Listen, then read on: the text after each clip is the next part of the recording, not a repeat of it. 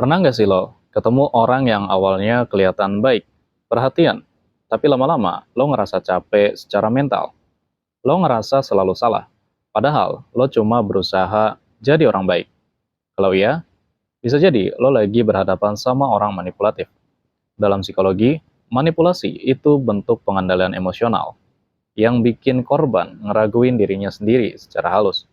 Dan di video ini, gue bakal bahas 7 ciri orang manipulatif menurut fakta psikologi, biar lo bisa kenal dan ngelindungi diri.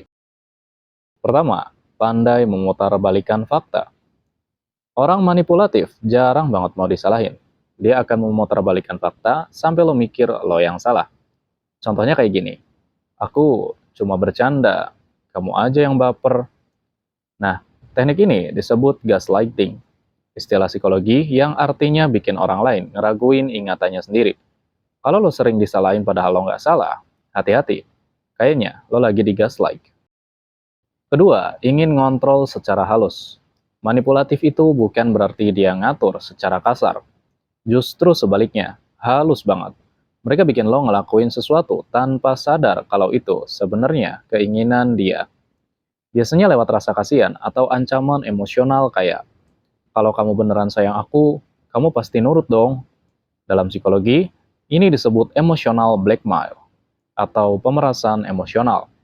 Ketiga, tampil super baik di awal. Awalnya, mereka kelihatan care banget, dengerin lo, bantuin lo, ngasih perhatian lebih. Tapi itu cuma taktik buat dapetin kepercayaan. Psikolog nyebut ini sebagai love bombing.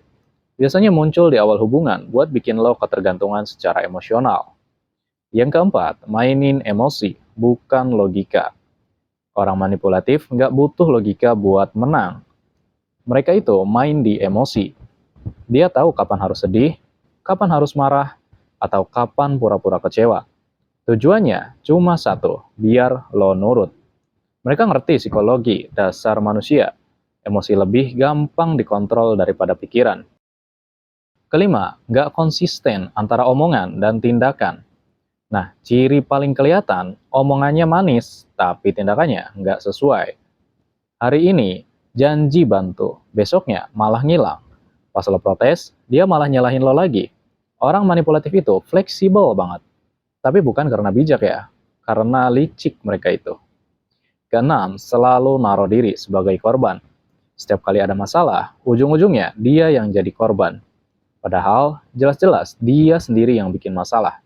Tujuannya, pasti biar lo simpati. Dan akhirnya ngikutin maunya dia. Psikologi nyebut ini sebagai playing victim, strategi buat nyari empati palsu. Dan yang terakhir, ketujuh, bikin lo ngeraguin diri sendiri. Setelah sekian lama lo berinteraksi ya, lo mulai ngerasa bingung. Sebenarnya siapa sih yang salah dan siapa yang benar?